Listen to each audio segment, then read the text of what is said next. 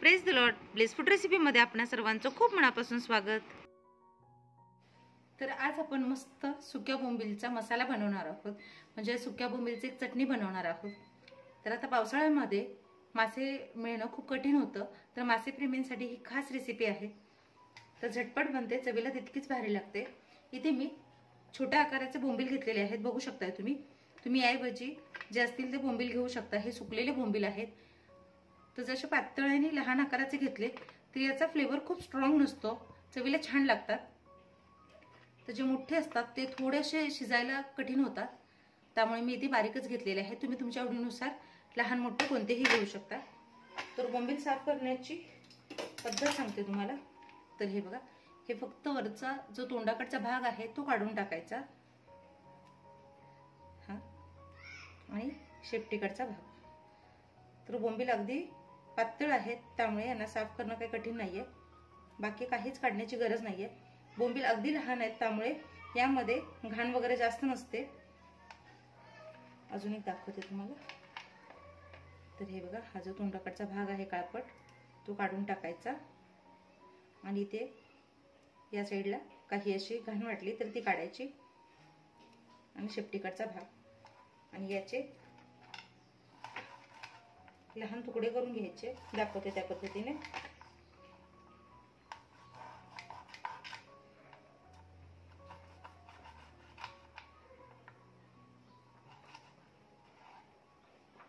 हे बघा, असे लहान तुकडे करून घ्यायचे.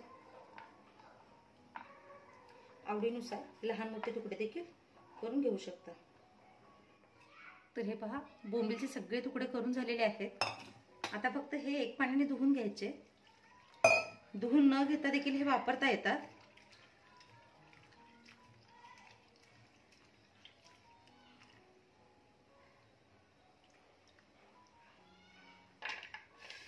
तर फक्त एका पाण्याने धुवून घेतलेले आहेत, ते भिजत वगैरे काय घालण्याची गरज नसते.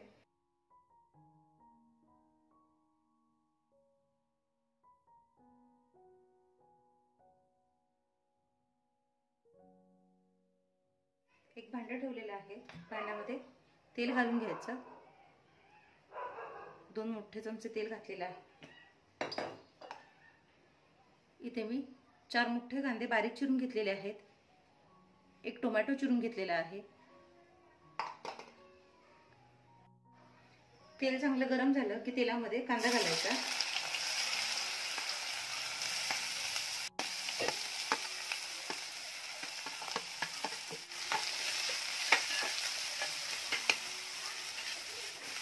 कांदा भाजताना थोडं मीठ घालायचं, त्यामुळे कांदा पटकन भाजला जातो. जास्त मीठ घालायचं नाहीये. तर सुकटचा कोणताही प्रकार करताना कांद्याचं प्रमाण जास्त ठेवायचं आहे. तर कांदा छान रंग बदलेपर्यंत, लालसर होईपर्यंत परतून घ्यायचा आहे. तर आता दिसायला कांदा जास्त दिसतोय, नंतर तो भाजल्यानंतर खूप कमी होतो. कांदा छान परतून घेऊया. कांद्याचा रंग पूर्णपणे बदललेला आहे आणि छान तांबूस रंगावर कांदा भाजलेला आहे. तर आधी आपण ज्यावेळेस कांदा घातलेला तो केवढा होता, आणि आता भाजल्यानंतर त्याचं प्रमाण किती कमी झाले ते बघू शकताय. कांदा भाजल्यानंतर यामध्ये टोमॅटो घालायचा.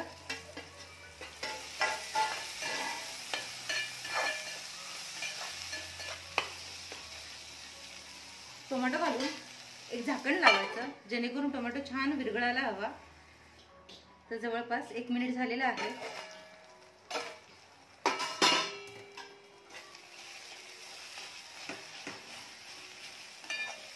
टोमॅटो छान सॉफ्ट झालाय.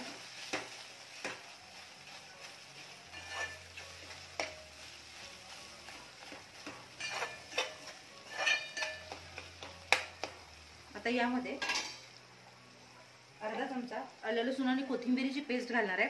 हे पूर्णतः ऑप्शनल आहे. आलं लसूण कोथिंबीर पेस्ट घातल्यामुळे थोडा फ्लेवर छान येतो.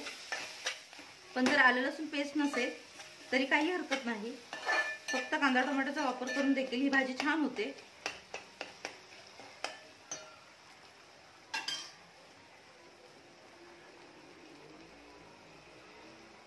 तर आलं लसूण घालून थोडं परतल्यानंतर यामध्ये मी 1-1.5 चमचा कोल्हापुरी कांदा लसूण चटणीचा वापर करते. यामुळे कलर, चव छान येतं. तुम्ही तुमच्याकडे असणारा कोणताही घरगुती मसाला वापरू शकता.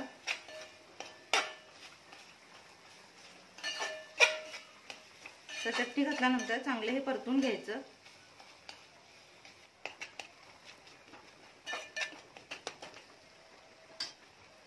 आता जे बोंबील धुवून घेतलेले आहेत ते घालायचे. तर सुकटाचा प्रकार करताना आपण ज्या प्रकारे भाजी वगैरे बनवतो इतक्या प्रमाणात सुकट घ्यायचं नसतं.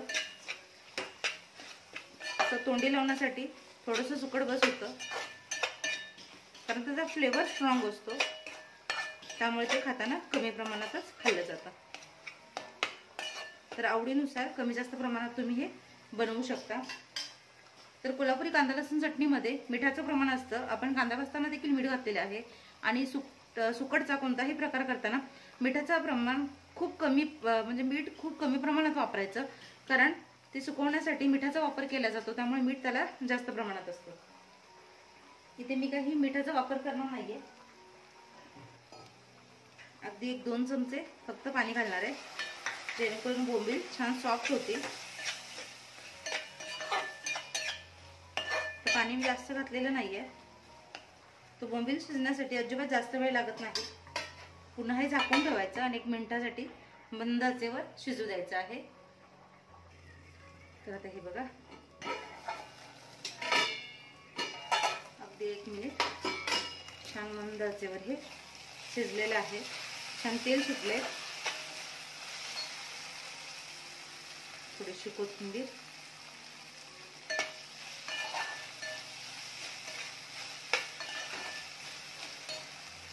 आणि अशा पद्धतीने मस्त चमचमीत असा सुका बोंबील मसाला किंवा सुकट रेसिपी तयार झालेली आहे. एकदा या पद्धतीने नक्की ट्राय करून बघा. भूक नसताना देखील 1 भाकरी जास्तच खाली ही मला खात्री आहे. तर मासे प्रेमींसाठी ही एक खास रेसिपी आहे. नक्की ट्राय करून बघा. तुमचा अनुभव माझ्यासोबत शेअर करा. चॅनलवर नवीन असाल तर सबस्क्राईब करा, लाईक करा, शेअर करा. सगळ्यात महत्त्वाचं म्हणजे जी काही बेल आयकॉन दिसते म्हणजेच घंटी दाबायला अजिबात विसरू नका. भेटूया नव्या रेसिपीसह. तोपर्यंत स्वस्त रहा, मस्त खा, माझ्या रेसिपीज बघत रहा. व्हिडिओ बघितला त्याबद्दल खूप मनापासून धन्यवाद. एकदा या पद्धतीने बोंबील मसाला ट्राय करून बघा. ज्वारीची भाकरी किंवा तांदळाची भाकरी यासोबत याची चव 1 नंबर लागते. भातासोबतही खाऊ शकता, पण भाकरीसोबत याची चव खूप छान लागते. तर एकदा बनवल्यानंतर संपूर्ण पावसाळा याच पद्धतीने बोंबील मसाला बनवाल. व्हिडिओ बघितलात त्याबद्दल पुन्हा एकदा खूप मनापासून धन्यवाद.